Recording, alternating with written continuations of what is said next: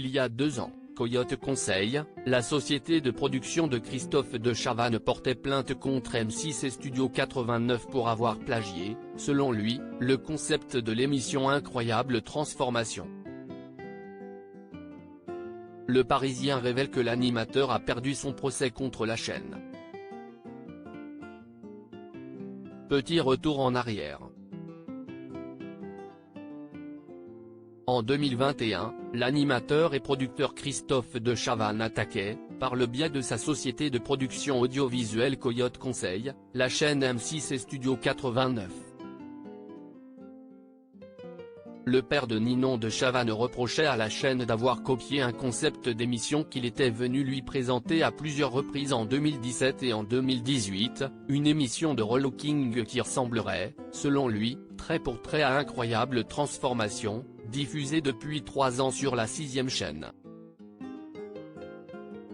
M6 s'est donc défendu, en affirmant que son émission se distinguait de celle proposée par l'ancien animateur dans sa mécanique et sa réalisation. De son côté, Christophe de Chavannes a parlé d'usurpation, de pillage, de copie parasitaire et réclamait donc 10 millions d'euros à la chaîne. Ce mercredi 28 juin, Le Parisien apprend que le verdict a été rendu et ce dernier n'est pas favorable à l'animateur de quelle époque. Christophe de Chavannes perd son procès contre M6 ce mercredi 28 juin, Christophe de Chavannes a donc perdu son procès contre M6. Coyote Conseil a été condamné par le tribunal de commerce de Nanterre à rembourser 10,000 € de frais de justice à M6, détaillent nos confrères.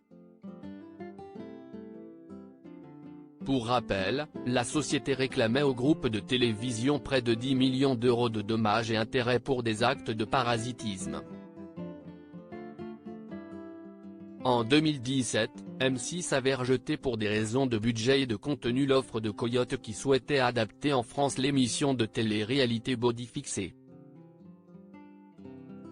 La 6e chaîne avait donc décidé de produire et diffuser sa propre émission Incroyable Transformation, qui a révélé Nicolas Valdorf et Léa Djadja.